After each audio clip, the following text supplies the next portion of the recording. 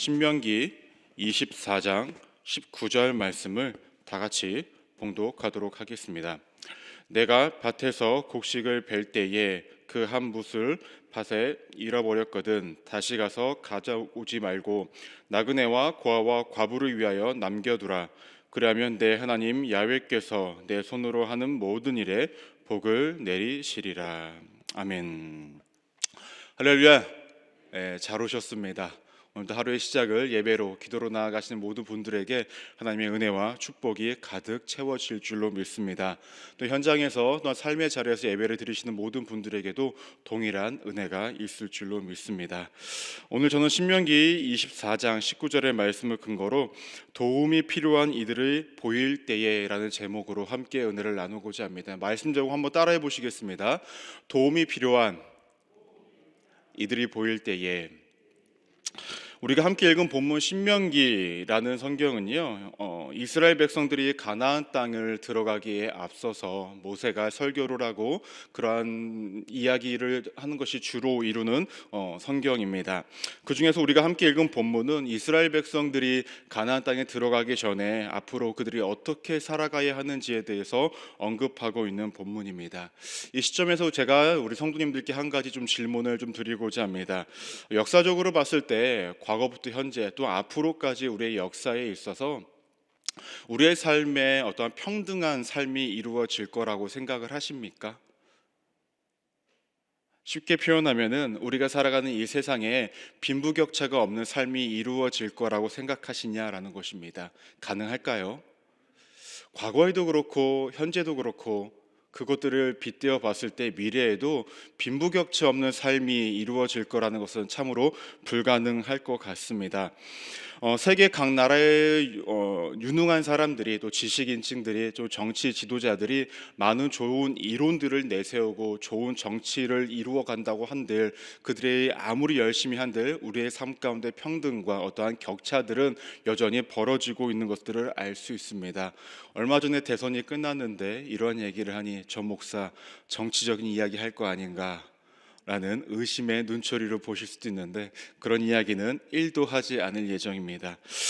제가 이런 말씀을 드리는 이유는 무엇이냐면요, 이 빈부에 따라 살아가는 격차에 따라 살아가는 우리의 삶의 그 질이 너무나 많이 다르고 그것으로 인해서 어려움을 당하고 있는 사람들이 있기 때문에 그렇습니다. 그럼 다시 한번 질문을 드리도록 하겠습니다.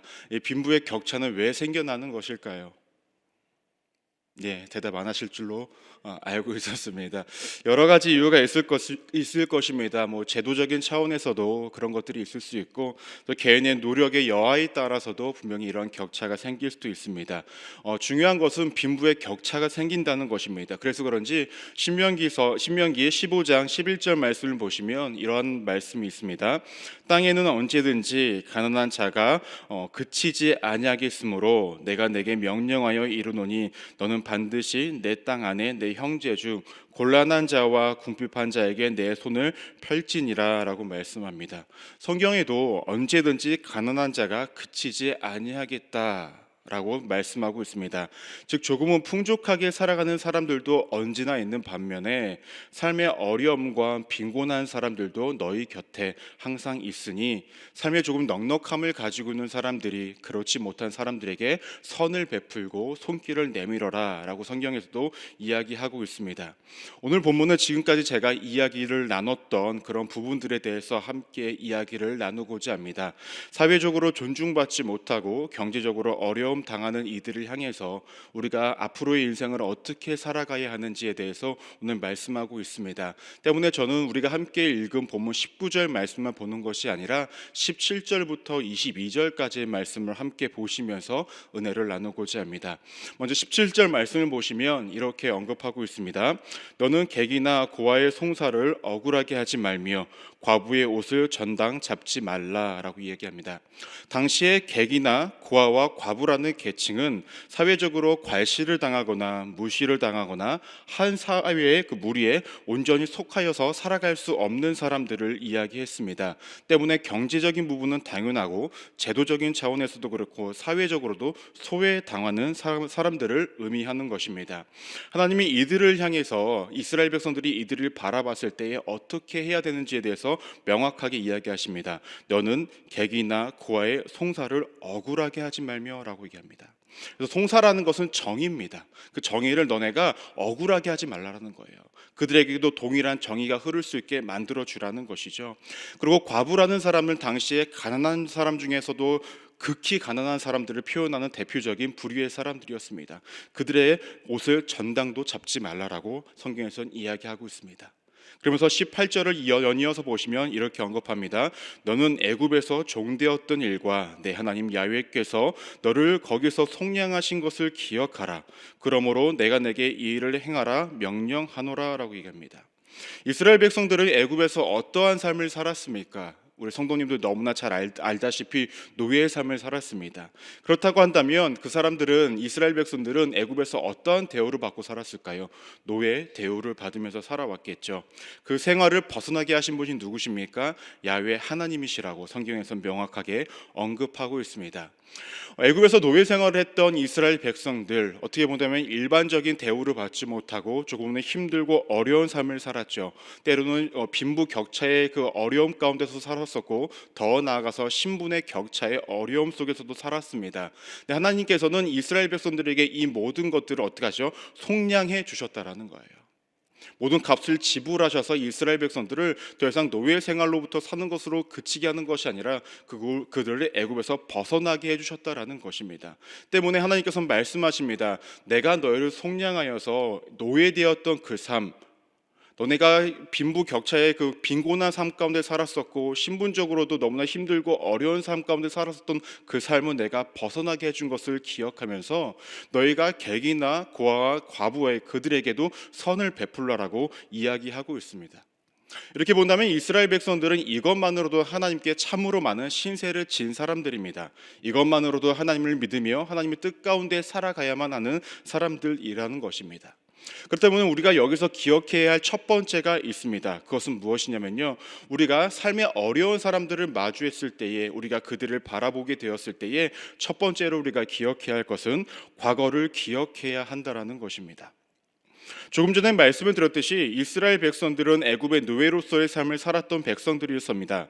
그들은 더 이상 이제는 노예로서의 삶을 살아가는 것이 아니라 가나안 땅에 들어와서 자신의 땅을 가지고 그 가운데서 조금은 편안한 일상을 살아갈 수 있게 되었다라는 것이죠. 신분이 상승되어졌고 일상의 환경이 좋아지게 되었다라는 것입니다. 그렇다고 한다면 그들은 일상을 살아가는 신분만 상승이 되어진 것일까? 그렇지만은 않다라는 것입니다. 본래 이스라엘 백성이라고 불리는 사람들이 다 같은 혈통의 사람들이었을까요? 아니었습니다. 출애굽기 12장 37절에서 38절 말씀을 보시면 이렇게 언급하고 있습니다. 이스라엘 자손이 라암셋을 떠나서 숫곳에 이르니 유아 외에 보행하는 장정이 60만 가량이요 수많은 잡족과 양과 소와 심이 많은 가축이 그들과 함께 하였으며 라고 얘기합니다. 이스라엘 백성들이 애굽을 나왔을 때에 장정인만 60만 명이라고 합니다. 그럼 그보다 훨씬 많은 사람들이 나왔겠죠. 근데 그 말씀 가운데 무슨 말씀이 있냐면 수많은 잡족들이 함께 나왔다라고 이야기합니다. 여기서 이야기하는 수많은 잡족들은 야곱의 12아들로 인하여서 생겨진 이스라엘 자손들을 이야기하는 것이 아니라 당시에 애굽 땅에서 함께 노예 생활을 했던 다른 민족의 사람들을 의미합니다. 한마디로 이제는 이스라엘 백성들이라 불리는 사람들은 혈연 공동체가 아니라 하나님을 믿고 따르겠다고 해서 함께 나온 공동체예요. 그 사람들이 얼마나 수가 되었냐면은 장정만 60만이 되었다라는 것입니다. 그렇다고 하다면 단순히 혈연적으로만 신분이 상승된 것이 아니라 그들의 영적 신분도 상승이 되었다라는 거죠. 전에는 하나님의 백성이 아니었습니다. 그 수많은 잡족들은. 하지만 믿음으로 하나님을 믿겠다라고 하고 그 애굽 땅 가운데서 나온 그 시점부터는 어떠한 사람이 되었습니까? 하나님의 자녀가 되는 신분이 상승이 되었다라는 것이죠. 이렇게 본다면 이스라엘 백성들은 노예의 삶을 벗어나게 하신 하나님, 그 하나님은 단순히 일상 가운데서 먹고 사는 문제에서의 신분의 상승만을 이루어 주신 것이 아니라 그들의 영적 신분도 함께 상승시켜 주셨다라는 것입니다. 그렇다고 한다면 여기서 말하는 고아와 객과 과부는 단순히 우리가 눈앞에 보이는 가시적인 경제적인 어떤 신분적 그 하층민들만을 이야기하는 것일까요? 그렇지만은 않을 것 같습니다. 우리가 봤을 때 영적으로 힘들고 어려운 사람들도 우리가 바라봐야 할 고아와 객과 과부가 될 것입니다. 더 나아가서 하나님을 알지 못하는 사람들도 그들은 영적으로 고아와 과부와 객이 될 거라는 것입니다. 때문에 우리가 기억해야 할 것이 있습니다. 우리가 일상을 살아갈 때에 이러한 사람들은 우리 주변에 항상 있다는 것이죠. 여전히 하나님을 모르는 사람들이 있고 영적으로 힘들고 어려운 사람들도 있고 정말로 가시적으로 봤을 때의 삶의 힘듦과 어려움을 마주하는 사람들이 우리의 곁은 항상 있다는 것입니다. 이러한 사람들을 마주할 때 우리가 첫 번째로 해야 될 것, 내 삶 가운데 과거에 나의 신분을 상승시켜 주신 그 하나님을 기억해야 한다는 거예요. 우리의 삶이 매일매일 삶 가운데 너무나 평안하고 좋기만 하면 다행일 것입니다. 하지만 그렇지 않다는 것은 우리 성도님들이 너무나 더 잘 알 것입니다. 때로는 경제적으로 힘든 삶도 살아보셨을 것입니다. 그때 누가 도우셨습니까? 하나님이 도우셨습니다. 내가 영적으로 조금은 다운되었을 때에 그때 누가 도우셨습니까? 하나님이 도우셨습니다. 더 나아가서 내가 하나님을 몰랐을 때에 누가 나를 자녀 삼아 주셨습니까? 하나님이 자녀 삼아 주셨습니다. 그렇다고 한다면 우리 주변에 전에 내가 겪었던 그 어려움을 겪고 있는 사람들을 바라보면서 먼저 나 자신을 기억하시기 바랍니다. 내가 그 은혜를 입은 자라는 것을 말입니다. 그리고 내가 그 은혜를 받았기에, 그 은혜를 입었기에 이제는 내가 무엇인가를 해야겠다라는 마음으로 살아가시는 우리 믿음의 성도님들 되시기를 주님의 이름으로 축원합니다. 두 번째로 여기서 우리가 기억해야 할 것이 무엇이냐면은, 과거를 우리가 기억했다고 한다면 이제는 현실에서는 우리가 행해야 한다는 것입니다. 말씀 19절 말씀을 보시면 이렇게 언급합니다. 내가 밭에서 곡식을 벨 때에 그 한 뭇을 밭에 잃어버렸거든 다시 가서 가져오지 말고 나그네와 고아와 과부를 위하여 남겨두라. 그리하면 내 하나님 야훼께서 내 손으로 하는 모든 일에 복을 내리리라 라고 말씀합니다. 이 말씀은 농사를 짓다가 축소한 곡식 한 단을 실수로 떨어뜨렸다고 한다면, 놓고 왔다고 한다면 다시금 가서 가져오지 말고 그것을 그대로 남겨두라라는 거예요. 그리고 남겨두고 그것을 누가 과부와 고아와 객이 가져갈 수 있게끔 내버려 두라는 것입니다. 근데 어떻게 본다면 그거 내 건데 내가 왜 갖고 오면 안 돼라고 생각을 했을 때에 잘 한번 생각을 해보시면 이런 생각이 드실 것입니다. 우리가 어떤 것을 들 때에 들 수 있는 것에 대한 한정이 있지 않습니까? 그렇지 않습니까? 그럼 내가 들 만큼 들었는데 그 하나를 떨어뜨렸어요. 그럼 우리는 무엇을 생각해야 됩니까? 떨어뜨린 것을 생각해야 됩니까? 내 손에 갖춰진 것을 생각해야 됩니까? 갖고 있는 것을 생각해야 된다는 거죠. 즉, 이 말씀을 하신 하나님의 말씀의 전제는 무엇입니까? 이미 내가 너에게 너가 충분히 누릴 만큼 줄 만큼 주었으니 그 하나 남겨진 떨어진 것들을 기억하지 말고 그것은 그 힘들고 어려운 사람들을 위해서 남겨두라라고 하나님께서 말씀하고 있다는 것입니다. 여기서 남겨두라라는 표현은요, 내가 흘리고 내가 실수로 남겨뒀다라는 것이 아니라 그것은 충분히 그 힘들고 어려운 사람들의 몫이다라고 하나님께서 지정한 거라는 것입니다. 더 나아가서 20절 말씀을 보시면 이렇게 언급합니다. 내가 내 감람나무로 떤 후에 그 가지를 다시 살피지 말고 그 남은 것과 객과 고아와 과부를 위하여 남겨두며 라고 얘기합니다. 당시에 감람나무는 흔하디 흔한 나무였다고 합니다. 그래서 사람들은 그것을 열매로 식용으로 사용도 했고요, 또 향품으로도 사용을 했고 또 약으로도 사용을 했다고 합니다. 그런데 당시에 나그네와 고아와 과부들은 이마저도 쉽게 구할 수 없는 부류의 사람들이었다고 합니다. 때문에 하나님께서는요, 감람나무로 떤 후에 그 나무를 다시금 살피지 말라라는 거예요. 이 말씀은 무엇이냐면요, 나무가지로 그 가지를 털은 다음에 네가 손을 닿지도 않은 부분까지 억지로 털지 말라라는 거예요. 그 남겨진 것들을 그대로 남겨두라는 것이죠. 이 말씀을 보면 저 어릴 적이 좀 생각이 나더라고요. 어릴 적에 밤나무나 감나무 같은 걸 보면은 친구들과 뭘 했었냐면은 막 가위바위보 진 사람이 뛰어가서 그 나무로 차요. 그러면 감이나 밤이 떨어지죠. 근데 진 사람이 꼭 찼어야 돼요. 왜냐? 여러분도 잘 아시겠지만 밤나무에 맞으면 어떻게 됩니까? 즐겁습니까? 무지하게 아프죠. 예, 그거 안 맞으려면 가위바위보 이겨야 됩니다. 저도 열심히 가위바위보를 했지만 져가지고 친구들하고 져서 제가 발문함으로 차게 됐어요. 빵 차니까 어떻게 됩니까? 감도 떨어지고 때로는 밤도 떨어져요. 근데 제 재미있는 것은 무엇이냐? 제가 떨어지는 밤을 잡겠다고 이렇게 잡은 거예요. 어땠을까요? 무지하게 아팠겠죠. 홍시도 잡겠다라고 이렇게 해본 거예요. 어떻게 됩니까? 그대로 터져버렸겠죠. 그래서 어떻게 합니까? 그대로 먹었습니다. 중요한 것은 무엇입니까? 저도 어렸을 때요, 눈앞에 보이는 그 모든 것들을 다 따고 싶은 거예요. 그 나무에 올라가서 털기도 하고 다 해봤는데 하나님께서 무엇이라고 말씀하시냐? 그것은 다 네 것이 아니야. 네가 손에 닿지 않는 것들은 그대로 내버려 두고 힘들고 어려운 사람들에서 남겨두라라고 성경에서는 이야기하고 있다는 것입니다. 21절 말씀도 마찬가지입니다. 내가 포도원의 포도를 딴 후에 그 남은 것을 다시 따라가지 말고 객과 고아와 과부를 위하여 남겨두라라고 얘기하십니다. 포도가 익는 속도가 모두가 동일합니까? 다르죠. 따로 가서도 어떤 것은 익었을 것이고 어떤 것은 익지 않았을 것인데 너가 따로 갔을 때에 익은 것들은 따되 익지 않은 것들은 그대로 내버려둬서 그 사람들 위해 남겨두라라고 이야기를 합니다. 이렇게 본다면 하나님께서는 우리에게 무엇인가를 요구하실 때에 충분히 내가 너에게 줬다라는 것을 전제로 말씀을 하십니다. 그리고 그 나머지 것들을 욕심 부리지 말고 남겨두라라고 말씀을 하십니다. 근데 사실 우리가 이 같은 사실은 모르고 살아갑니까? 너무나 잘 알죠. 때로는 내 상황과 환경이 여의치 않고 또 내 마음 가운데 욕심이 들었을 때에 이렇게 살아가는 것이 쉽지 않을 때가 있다는 것입니다. 얼마 전에 어떤 분이 저에게 이러한 말씀을 해주셨습니다. 자신이 사업하시는 분이신데 자신이 얼마 전에 동네에 있는 복지관에 후원을 시작을 했다라는 거예요. 후원을 시작을 했는데 어느 날은 그 복지관에서 전화가 왔다고 합니다. 혹시 이 후원을 지속적으로 해주실 겁니까? 아니면은 일회성으로 해주실 겁니까? 라고 물어보길래 그분이 지속적으로 할 계획입니다 라고 해서 자신의 사업장에 찾아왔다는 거예요. 그리고 사업장 문 앞에 이렇게 교패 같은 것도 폐를 좀 붙여주면서 협력업체 이런 걸 붙여줬다고 합니다. 그래서 함께 이야기를 나눴는데 이러한 말씀을 하신다라는 거예요. 왜 저희가 지속적으로 도와주실 건지 아니면 일회적으로 도와주실 건지 물어본지 아십니까? 라는 거예요. 그래서 그분이 모르겠다라고 이야기를 하셨다는 겁니다. 매체를 통해서 사람들이 누군가를 도와야 되겠다라고 이야기했을 때는요, 그 시점에는 많은 분들이 복지관이나 많은 도움을 주신다고 합니다.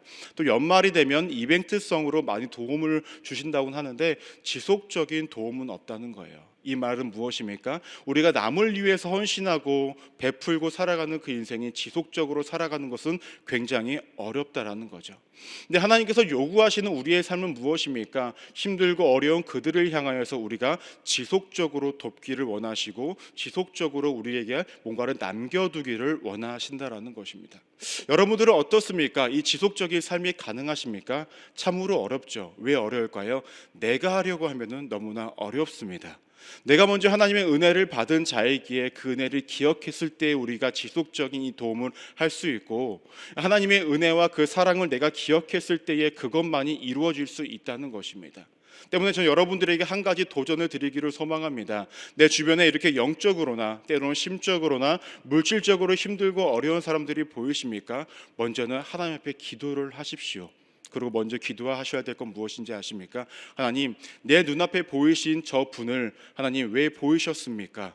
내가 그분을 향해 돕기를 원하십니까? 그렇다면 하나님, 내가 먼저 지속적으로 도울 수 있는 마음의 넉넉함과 삶의 여건을 만들어 주십시오 라는 고백이 우리의 1차적으로 이루어져야 한다는 것입니다. 그래야만 하나님께서 원하시는 그 고아와 과부와 객이 그들의 삶 가운데의 힘듦과 어려움들의 체험의 역사를 경험할 수 있을 것입니다. 그렇다고 한다면 우리가 지속적으로 이렇게 누군가를 도울 수 있는 방법이 있는데 어떠한 것이 있을까요? 첫 번째로는 무엇이냐면요, 우리의 관점을 바꿔야 합니다. 어떠한 관점을 말하는 것일까요? 나는 청지기로서의 삶을 살아가는 인생이라는 것을 기억해야 한다는 것입니다. 청지기는 무엇입니까? 주님이 맡겨두신 것을 주인의 뜻대로 위탁하고 관리하는 것을 의미합니다. 우리의 삶 가운데 주어질 많은 것들은 내 것입니까? 아닙니다. 하나님이 나에게 맡겨주신 것입니다. 내가 하나님의 뜻대로 무엇을 받은 자입니까? 은혜를 받은 자고 구원을 받은 자입니다. 내 힘으로 된 것입니까? 아닙니다. 내 삶 가운데 모든 것들은 하나님의 은혜로 주어진 것들을 여러분들이 믿고 살아간다고 한다면 내 모든 것들을 나 혼자만 누리는 인생이 아니라 주변에 힘들고 어려운 사람들에게 나누는 인생, 하나님의 뜻대로 사용하는 인생이 되어져야 한다는 것입니다. 가끔 저는 이러한 생각이 듭니다. 우리가 누구에게 도와야 한다라고 이야기했을 때에 굉장히 대단한 것을 하려고 합니다. 그렇지 않습니까? 이거 갖고 되겠어? 라는 생각을 할 때가 있다는 거예요. 근데 하나님께서는요, 우리에게 원하시는 삶을 무엇인지 아십니까? 대단한 것을 원하시는 것이 아닙니다. 다만 우리가 하나님 대신해야 할 것이 무엇인지를 기억하고 그것을 하라는 것입니다. 한번 따라 한번 해보실까요? 대단한 것이 아닌 대신해야 할 것을 합시다. 네, 우리는 대단한 것을 하나님께서 원하시는 것이 아닙니다. 내 눈앞에 보이는 누군가에게 도움이 필요한 사람들이 있다고 한다면 하나님의 사랑은 우리가 나누는 것, 그 대신할 것들만 우리가 한다고 한다면 하나님께서는 크게 기뻐하신다라는 것입니다. 저는 여러분들이 항상 나누셨으면 좋겠습니다. 제가 아까도 말씀을 드렸듯이 이 빈곤이라는 것은 영적인 빈곤도 있습니다. 물질의 빈곤도 있습니다. 심적인 빈곤도 있습니다. 그렇다고 한다면 눈앞에 보이는 누군가가 있습니까? 어려움을 당하시는 분들이 있습니까? 그렇다고 한다면 이 현실에선 우리가 이제는 행할 때입니다. 내가 이미 먼저 받은 은혜를 기억하십시오. 그 감사함을 잊지 마십시오. 그리고 이 땅 가운데서 내 눈앞에 보이는 그 사람들에게 나의 넉넉함을 나누고 베풀고 살아가시기를 바랍니다. 그것이 하나님이 이 땅 가운데서 우리가 행해야 할 것들이라 말씀하시고 하나님을 대신해서 우리가 해야 할 것들이라고 말씀하고 있는 것입니다. 이러한 삶을 살아내시는 우리 성도님들 되시기를 주님의 이름으로 축복합니다. 두 번째로 기억하셔야 될 것은 무엇이냐면요, 나눌 것들에 대해서 먼저 생각하시기 전에 이미 주신 것을 생각하시라는 거예요. 제가 아까도 말씀드렸듯이 우리가 누군가를 돕는다라고 하면 나의 일부의 것을 떼어준다라고 생각을 합니다. 근데 이 생각을 한번 바꿔보시기 바랍니다. 어떻게 바꾸시냐면요, 내가 나의 것을 떼어준다라는 것이 아니라 내가 누구보다 먼저 누리고 있었다라고 한번 생각을 해보시기 바랍니다. 하나님은 내게 다른 사람보다 먼저 많은 것들을 채워주셔서 남들보다 먼저 누리는 삶을 살아가게 했다라는 거예요.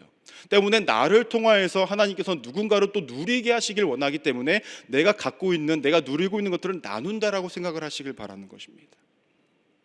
하나님은 여러분들에게 기회를 주신 것입니다. 여러분들에게 선물을 주신 것입니다. 그것이 무엇인지 아십니까? 남들에겐 보이지 않았던 어떠한 특정한 사람이, 어렵고 힘든 사람이 보인다고 한다면 나누는 기쁨을 누리라는 선물을 주신 것입니다. 유독 누군가에게만 보이는 사람들이 있습니다. 유독 누군가에게만 눈에 비춰지는 사람들이 있다는 것이죠. 그렇다고 하면 그 사람들의 영적인 빈곤을 기도로 채워주십시오. 심적인 아픔을 옆에서 함께 시간을 보내주십시오. 물질의 힘듦이 있다면 함께 나누고 베푸는 인생을 살아가시길 바랍니다.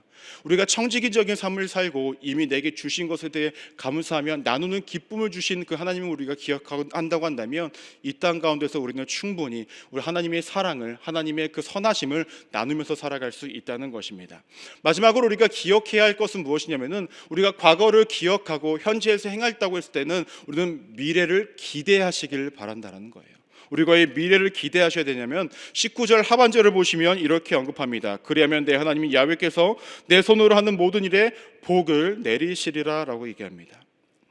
하나님께서는 우리가 이 땅을 살아갈 때에 우리가 무엇인가를 했을 때, 하나님의 뜻을 이루면서 살아갈 때에 그대로 우리를 방관하거나 모른 척 하시는 것이 아니라 그에 따라 복을 주시겠다라고 이야기를 합니다. 이 복음, 어떠한 복을 의미하냐면 그 사람 자체, 그 일을 행위를 하는 그 사람 자체가 복이 되게 만들어 주시겠다라는 거예요. 이것은 영적인 복도 의미하고요, 이 땅을 살아갈 때에 필요한 어떠한 복들도 다 의미합니다. 그 사람 자체를 복으로 만들어 주시겠다라고 말씀하고 있는 것입니다. 근데 우리가 잘 생각해 보면요, 지금 이스라엘 백성들은 이 같은 것을 행할 상황일까라는 것이죠. 아닙니다. 현재 모세를 통하여서 이스라엘 백성들은 이러한 이야기를 들었을 때는 아직 가나안 땅에 들어가지 않은 상황입니다. 그럼 어디에 있는 상황입니까? 가나안 땅을 눈앞에 두고 광야 땅 가운데 있는 상황이에요. 근데 하나님께서는 이스라엘 백성들에게 이러한 말씀, 너네가 이렇게 살아가야 한다라고 말씀하고 있습니다. 그것의 전제는 무엇입니까? 내가 너희에게 가나안 땅을 약속했지, 그건 내가 확실하게 줄 거야. 너네 들어가서 땅을 점령할 때 전쟁할 거잖아. 내가 그 전쟁 이기게 할 거야. 네가 그 모든 것 다 순탄하고 형통하게 이루어 줄 것을 전제로 이러한 말씀을 하고 있다는 것입니다. 우리는 내 삶 가운데 넉넉함이 주어졌을 때 무엇인가를 하려고 합니다. 아닙니다. 이미 하나님께서 나에게 이러한 말씀을 주셨다고 한다면 내 삶이 내 기준에 따라 또 누군가의 기준에 따라 넉넉하지 않다라고 여겨진들 한들 이 말씀을 나에게 주셨다고 한다면 이 모든 것들을 행할 수 있는 모든 은혜와 축복은 전제되어져 있다는 것이죠. 오늘 여기 이 설교를 듣고 계신 우리 모든 성도님들, 이미 이러한 것들을 행할 은혜와 축복은 하나님께서 전제로 말씀하고 있다는 것입니다. 그렇다고 한다면 어떠한 삶을 살아가야 합니까? 주변을 돌아보시기를 바랍니다. 요즘 사람들이 하는 말들이 있죠. 갈수록 더 힘들어진다. 예, 맞습니다. 경제적으로도 그렇고 경제가 힘들다 보니 심적으로도 힘들고 심적으로도 힘들다 보니 우리의 영적인 부분들도 굉장히 다운되어지는 것이 사실입니다. 그렇다고 한다면 우리의 시선은 누군가에게 있어야 할까요? 그 힘들고 어려운 사람들, 성경에서 이야기하는 과부와 객과 고아들, 그들에게 우리의 시선이 가야 하지 않겠습니까?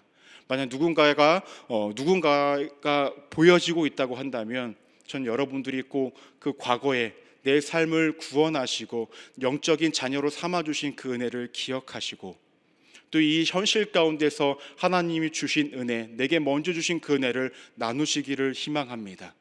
더 나아가서 그 나눔을 통해서 앞으로 더 큰 은혜를 주실 그 복과 축복을 기대하시면서 살아가기를 소망합니다. 힘들고 어려울 수 있습니다. 때로는 내 가치관과 맞지 않을 수도 있습니다. 하지만 우리가 살아낸다고 한다면 하나님은 분명히 우리에게 큰 은혜와 축복을 허락하신다라는 것입니다. 이스라엘 백성들이 가나안 땅에서 많은 것들을 누렸듯이 말입니다. 자, 우리 성도님들의 삶이 이러한 삶을 살아내기를 소망합니다. 그리고 살아내실 수 있을 거라 의심치 않습니다. 매일의 삶이 하나님의 뜻을 이루는 믿음의 삶을 살아가셔서 하나님의 은혜 속에, 하나님의 축복 속에 살아가시고 그 은혜를 많이 나누시는 일상을 살아가시기를 주님의 이름으로 축원합니다. 기도하시겠습니다. 하나님, 하나님의 은혜를 받은 자입니다. 하나님의 은총을 누리는 자입니다.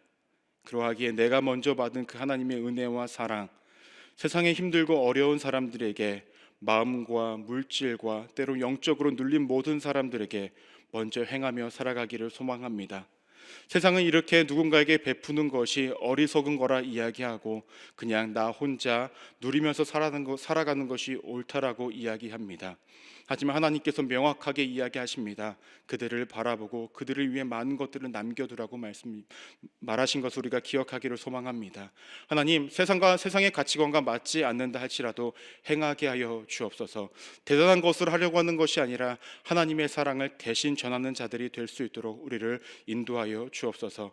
그 발걸음이 무거운 것이 아니라 가볍게 우리가 행할 수 있도록 도와주시고 그것을 행하며 살아갈 때에 우리가 알 수 없는 하나님의 은총과 또 다른 축복을 받으며 살아갈 수 있도록 붙잡아 주옵소서. 하나님, 힘들고 어렵지만 그러한 삶을 살아가 하나님의 은혜를 받고 은혜를 나누는 인생으로 살아가는 우리 성도님들 될 수 있도록 매일의 삶 가운데 개입하여 주시고 동행하여 주옵소서. 하나님, 지금 우리 성도님들 이제 기도하려고 합니다. 여러 가지 기도 제목 가지고 나오신 우리 성도님들 가운데 주께서 함께하여 주시사 힘들고 어려운 모든 것들 가운데 응답의 역사가 이 시간 가운데 이루어지게 하여 주시고 여러 가지 목적을 가지고 드린 예물을 위해 하나님 복의 복을 더하여 주시사 모든 그 기도 제목들에도 응답의 역사가 일어나게 하여 주옵소서. 우리의 삶 가운데 우리 인생 가운데 함께하실 하나님께 감사드리며 살아계신 예수 그리스도 이름으로 간절히 기도드립니다. 아멘.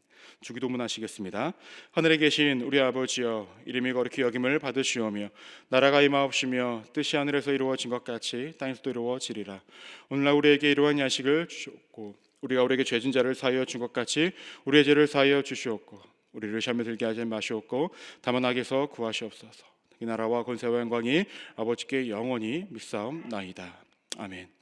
이제는 기도하는 시간입니다. 나라와 민족을 위해서 이용훈 목사님을 위해서 또 담임 목사님의 사역을 위해서 성령 충만과 개인 문제 해결을 위해서 또한 주신 말씀을 생각하시면서 주여 세 번 외치시고 간절히 기도하시겠습니다. 주여, 주여, 주여.